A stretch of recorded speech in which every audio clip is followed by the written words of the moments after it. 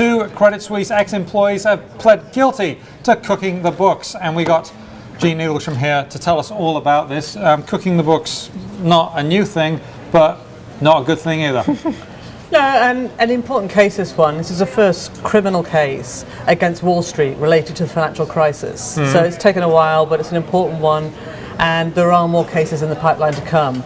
In essence, what the prosecutors are alleging is these traders, as the housing market was collapsing in 2007 and the value of the mortgage bonds they had, billions of dollars worth, were collapsing, rather than take those losses and risk their bonuses, they inflated the values of those bonds. Now, to be fair, the first financial book I read in this country was this thick. It was Frank Fabosi's Handbook of Fixed Income Securities, and valuing a bond is no easy thing. It's not something that, it's not like saying how much cash do I have in the bank. It's a tricky thing, right? It is, and the prices are very opaque. Having said that, what the SEC and the prosecutors are alleging is what you had here was quite blatant misvaluing. So they were using out-of-date prices as the values fell, but they were also, one of the traders got a friend at a small bank to provide the values he wanted.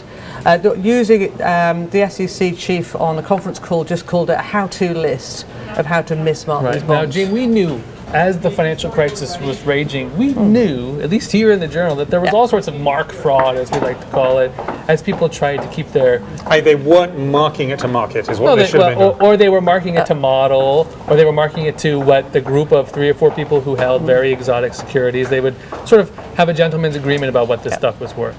And so where does it leach into criminality as opposed to just sort of a judgment call?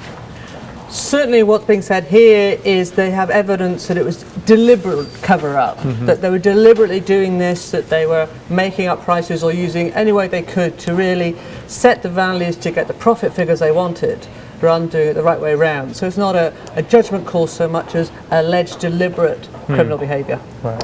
And we've got to remember, it's still alleged. I still find it fascinating that new accounting on this sort of thing means that you can mark things to what they might be in the future, but that's new accounting and not then. Exactly. Right. So, but anyway, 2 did plead guilty. Yes. 2 did plead guilty. So they said thumbs up. I'd say beyond allege, right? For those 2. Yes. For those 2, there's a third one with criminal charges, another guy with civil charges as well. Yeah.